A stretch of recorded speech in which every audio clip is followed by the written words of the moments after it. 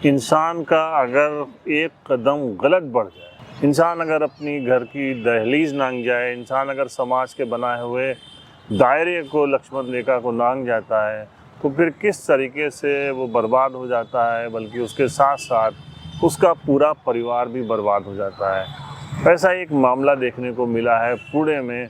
एक ऐसी घटना हुई है जिसने लोगों को दहला दिया है। यहाँ पुणे का एक मामला है। यहाँ की एक शादीशुदा महिला थी, इनका नाम है रूबीना, एक काल्पनिक नाम है।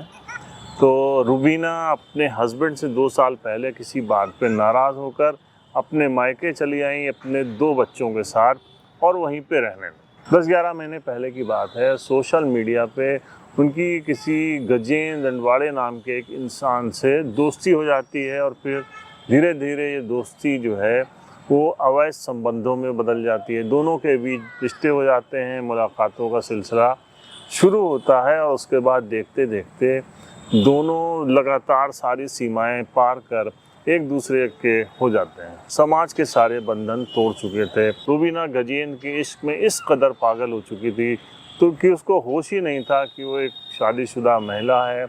उसके अभी पति से संबंध खराब हैं, लेकिन वो अपने मायके में रह रही है, उसका तलाक भी नहीं हुआ है, उसके 2 बच्चे हैं, तो एक अच्छे परिवार की महिला है।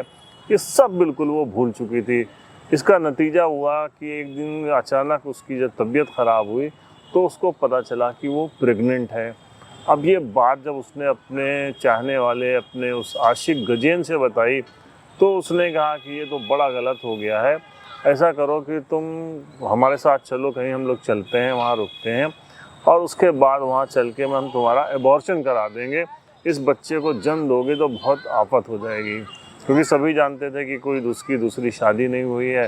रूबीना को भी यही लगा कि यही ठीक रहेगा। ये लोग थाने पहुंचते हैं। थाने के एक प्राइवेट हॉस्पिटल था, वो एक मेडिकल एजेंट था जिसने ये सारी व्यवस्था की थी, और उसी महिला के थ्रू ये लोग वहाँ पे पहुँचे थे। उस हॉस्पिटल में रूबीना का एबॉर्शन होता है, लेकिन एबॉर्शन से रूबीना की हालत ख़राब होती है। उसके बाद रूबीना की जो है डेथ हो जाती है। अब इस घटना से सबकी हालत ख़राब हो गई। रवि जो दोस्त था गजेंद्र का, जो कि रूबीना को अपने साथ गाड़ी से लेके गया था जहाँ पे ये लोग सब मिले थे, तो रवि गायकवाड़ और गजेंद्र और वो महिला एजेंट जो इसमें शामिल थी, इन सब के होश उड़ जाते हैं कि अब होगा क्या। ये लोग थाने से पुणे फिर लौटते हैं। पुणे लौटने के बाद वहाँ पे इंद्राणी नदी है, और उस नदी में फेंक देते हैं उस महिला को। अब जब उस महिला को फेंक देते हैं तो उसकी जो 2 बच्चे, एक 5 साल का बेटा था, एक 2 साल का बेटा जो उसके साथ गया था, वो रोने लगते हैं। दोनों बच्चे रोने लगते हैं। अब ये लोग कार लेके कुछ देर इधर उधर टहलते रहते हैं, लेकिन अब इनको समझ में नहीं आता है कि क्या किया जाए। जब नहीं समझ में आता तो लोग फिर से इंद्राणी नदी पहुंचते हैं, और उन दोनों बच्चों को जिंदा ही उस नदी में फेंक देते हैं। अब रूबीना की भी कहानी ख़त्म हो चुकी थी, और उसके दोनों बच्चे भी उस तेज जो नदी का धारा प्रवाह था उसमें जाकर डूब जाते हैं। और उसके बाद ये लोग चले आते हैं, और उसके बाद आम तौर से अपनी ज़िंदगी जीने लगते हैं कि उनको लगता है जैसे इनके ऊपर कोई फ़र्क ही नहीं पड़ा। अब ये खबर फैलती है, इधर उधर खबर जाती है। तो जब उधर कई दिन जब हो गए थे, ये मामला 6 जुलाई को ये लोग अपने घर से लेके एबॉर्शन कराने के लिए लेके गए थे। 8 जुलाई को दोनों उन बच्चों को भी नदी में फेंका गया था।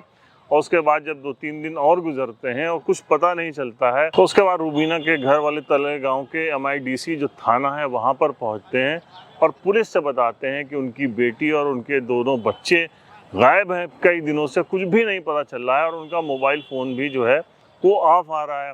अब पुलिस FIR दर्ज करती है, और FIR दर्ज करने के बाद रूबीना का जो मोबाइल नंबर था उसको ट्रेस करना शुरू करती है।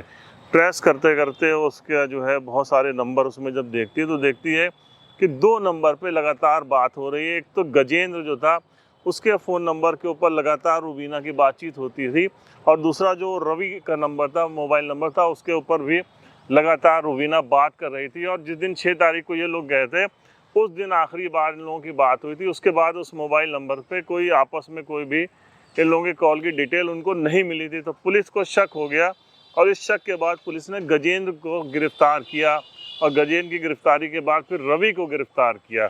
और पुलिस ने जब कड़ाई से पूछताछ की, अपने ढंग से पूछताछ की, और कायदे से टॉर्चर किया इन दोनों को, तो इन दोनों ने राज उगला, और राज सुन के जो है पैरों तले ज़मीन निकल गई पुलिस की भी। और उसके बाद जो घर वाले थे रूबीना के, उनके फौरन जो है इंद्राणी नदी पुलिस पहुंची, पूरी एनडीआरएफ की टीम लगाई गई। ना ही रुबीना की लाश मिली है अभी तक, और ना उन दोनों छोटे मासूम बच्चों की लाश मिली है जो अपनी मां की एक गलती की वजह से इस हत्याकांड का शिकार हो गए, जिन्होंने अभी ठीक से ये दुनिया भी नहीं देखी थी। वो दोनों मासूम बच्चे भी अपनी मां की एक गलती से इस दुनिया से रुखसत हो गए। तो ये दिल को दहला देने वाली घटना हुई है, और इस घटना से एक साफ तौर पे एक पैगाम जाता है कि इंसान एक गलती करता है, एक गलत कदम उठाता है, और उसके बाद पूरे सब कुछ वो खुद भी तबाह होता है, उसके साथ साथ उसका पूरा परिवार तबाह हो जाता है। फिलहाल पुलिस की टीम लगाई गई हैं, कई टीमें लगी हैं।